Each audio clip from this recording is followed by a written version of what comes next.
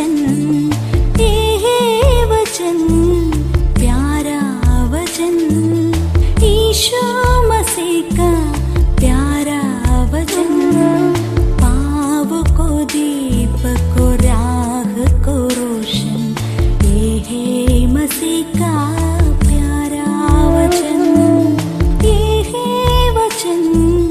परमेश्वर के धन्य नाम की महिमा हो। प्रभात मनन के सत्र 2166 में आप सभी का बहुत ही विनम्रता के साथ स्वागत करता हूं। आइए हम पढ़ते हैं इब्रानियम 13 पद 10 से लेकर के 13 तक। हमारी एक ऐसी वेदी है जिस पर से खाने का अधिकार उन लोगों को नहीं जो तंबू की सेवा करते हैं, क्योंकि जिन पशुओं का लहू महायाजक पावबलि के लिए पवित्र स्थान में ले जाता है उनकी देह छावनी के बाहर जलाई जाती है। इसी कारण यीशु ने भी लोगों को अपने ही लहू के द्वारा पवित्र करने के लिए फाटक के बाहर दुख उठाया। इसलिए आओ उसकी निंदा अपने ऊपर लिए हुए छावनी के बाहर उसके पास निकल चले। 10वीं पद में लेखक अपने आप को भी एक यहूदी के रूप परिचित कराते हुए इब्रानी विश्वासियों से जो यहूदी भूमिका से मसीह विश्वास को अपनाए थे कह रहा है कि जैसे इस्राएल के लिए मिलाप वाले तंबू के आंगन में एक बलिवेदी थी जहां से महायाजक को बलि चढ़ाए गए पशु का मांस खाने का अधिकार नहीं था, वैसे हमारी भी है।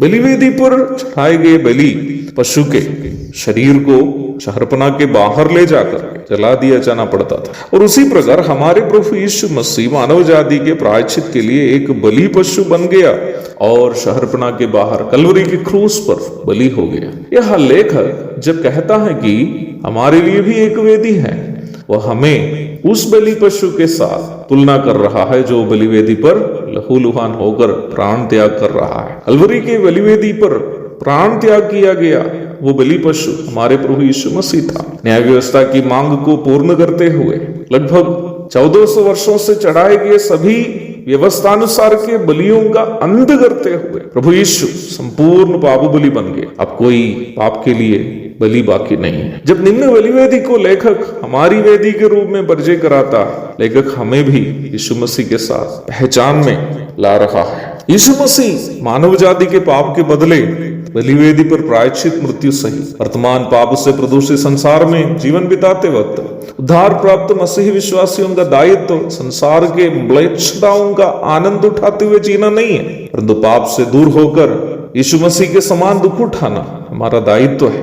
प्रभु यीशु मसीह में पाप नहीं था, वह हमारे पापों के कारण दुख उठाया। वैसे ही उद्धार प्राप्त विश्वासी पाप से छुटकारा प्राप्त करके धर्मी बने हुए हैं, परंतु जब हम संसार के पाप से दूर होकर पवित्र जीवन बिताने लगेंगे, जैसे यीशु मसीह को संसार ने सताया वैसे हमें भी सताएगा। किंतु हम जो यीशु मसीह के द्वारा उद्धार पाए हुए हैं, संसार के पापों से दूर रहने के कारण जो कष्ट हमें झेलने पड़ रहे हैं उसे हमारी सौभाग्यता समझनी चाहिए। पहला पत्रस 4:13 भी इस वक्त पढ़िएगा, क्योंकि यीशु मसीह के समान जीने की कोशिश करने के कारण यदि हम सताए जा रहे हो, वो वास्तव में हम यीशु मसीह के कष्टों में सहयोगी या सहभागी हो रहे हैं। निम्न विचार एक सच्चे मसीही को क्लेशों में भी घमंड करने के लिए प्रेरित करते हैं। लेखक कह रहा है हमारी भी एक वेदी है, और हमारी वेदी वो है जो यीशु मसीह ने सहा है कलवरी के क्रूस पर। जब हम उस दुख को